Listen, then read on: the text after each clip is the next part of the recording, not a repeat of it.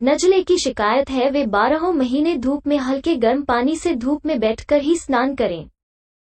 Fruit का seven करें, नज़ले में लाभप्रद है। साधारण जुकाम हो तो 2 पत्ती फिटकरी भस्म फाँक कर तुलसी की चाय पिएं और ओढ़ कर सो जाएं। जुकाम में बुखार हो तो प्याज के रस में शहद मिलाकर 1 घंटे पश्चात चाट लें।